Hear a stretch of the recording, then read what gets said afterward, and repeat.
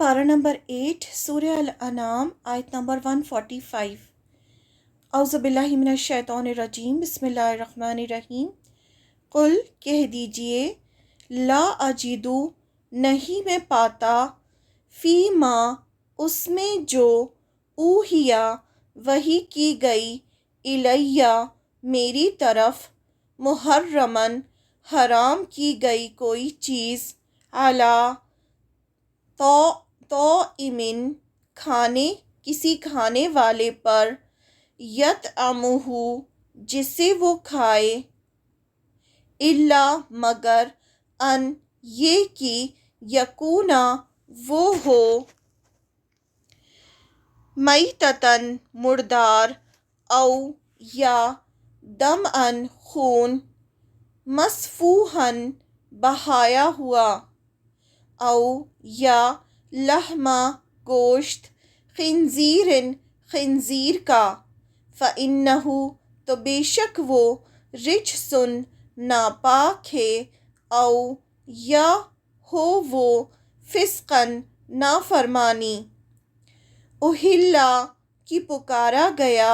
लिगैरी वास्ते गैर, अल्लाही अल्लाह के, बिही जिसे, फमनिद्दुर्रा तो जो कोई मजबूर किया गया, गैरा ना बाग़िन सरकशी करने वाला,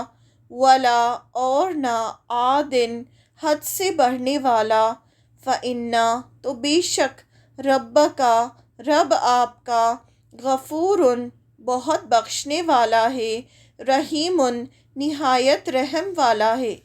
निहायत रहम करने वाला है। तर्जुमा देखते हैं।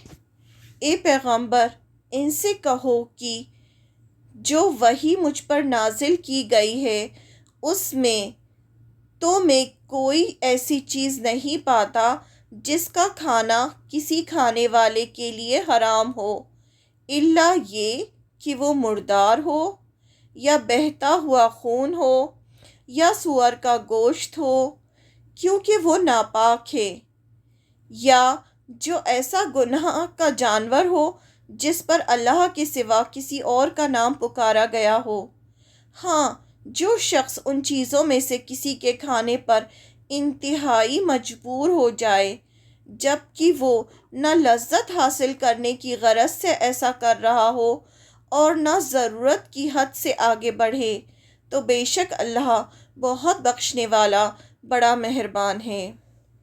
यहाँ बता दिया गया कि क्या क्या चीज़ें खाना हराम है, और बताया गया कि मजबूरी अगर इंसान की हो तो वो उसे इतना खा सकता है कि उसकी जान बच जाए। ए पैगंबर, इनसे कहो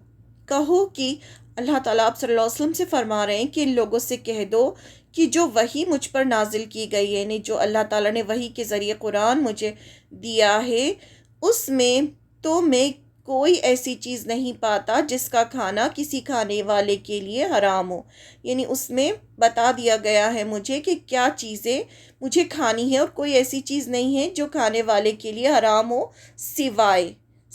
यहाँ हराम की लिस्ट बता दी गई कि क्या चीज़ नहीं खाना है, इल्ला ये कि वो मुर्दार हो। मुर्दा जानवर खाना हराम है इस्लाम में। हम कोई जानवर जो मर चुका हो उसे हम नहीं खा सकते,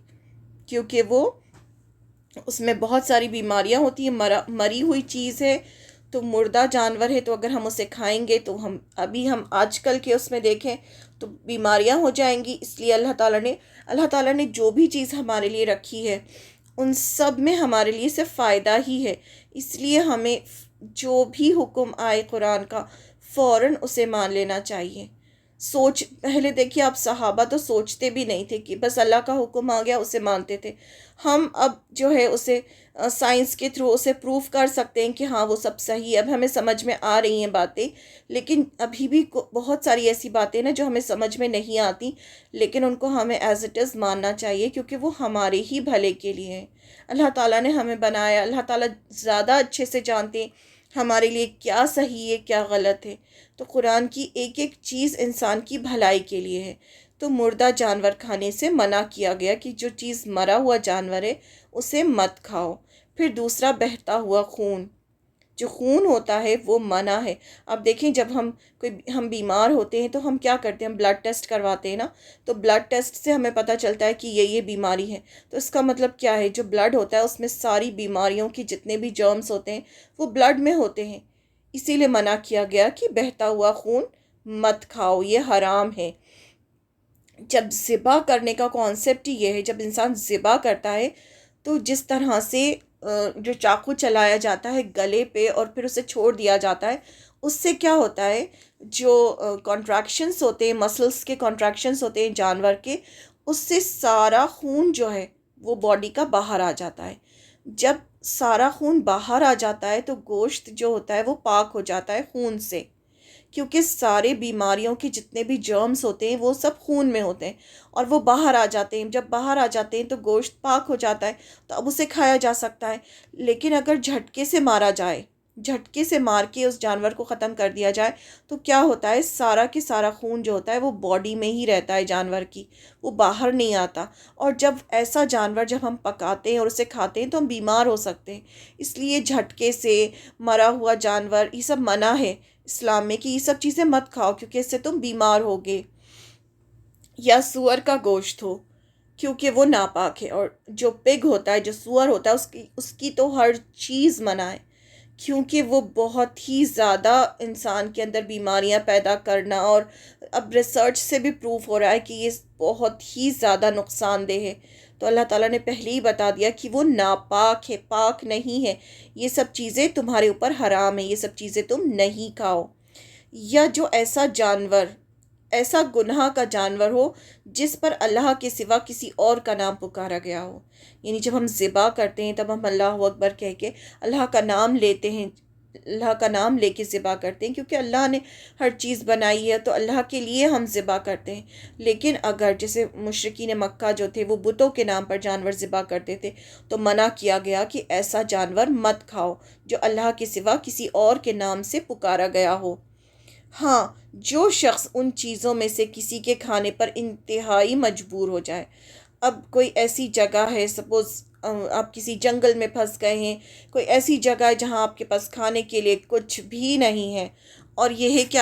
آپ کو موت آ جائے گی، اگر آپ کچھ نہیں کھائیں گے تو آپ مر جائیں گے، ایسے میں پھر یہ جو چیزیں جو حرام ہیں وہ بھی انسان کھا سکتا ہے، لیکن صرف اتنا کھائے کہ اس کی جان بچ جائے، جبکہ وہ نہ لذت حاصل کرنے کی غرض سے ایسا کر رہا ہو، یعنی وہ انسان صرف اپنی جان بچانے کے لیے کھائے، لذت حاصل کرنے کے لیے نہیں کھا رہا ہو، اور نہ ضرورت کی حد سے آگے بڑھے، یعنی جتنی اس کو اتنی ضرورت ہے جس سے کہ اس کی جان بچ جائے، بس اتنا وہ کھا سکتا ہے، اس میں گنجائش دی گئی، کیونکہ پھر کیا ہوگا، زیادہ سے زیادہ انسان بیمار ہوگا لیکن کم سے کم مرے گا نہیں۔ تو اس لیے اس کیس میں الاؤ کیا گیا کہ آپ کھا سکتے ہیں تاکہ آپ کی جان بچ جائے۔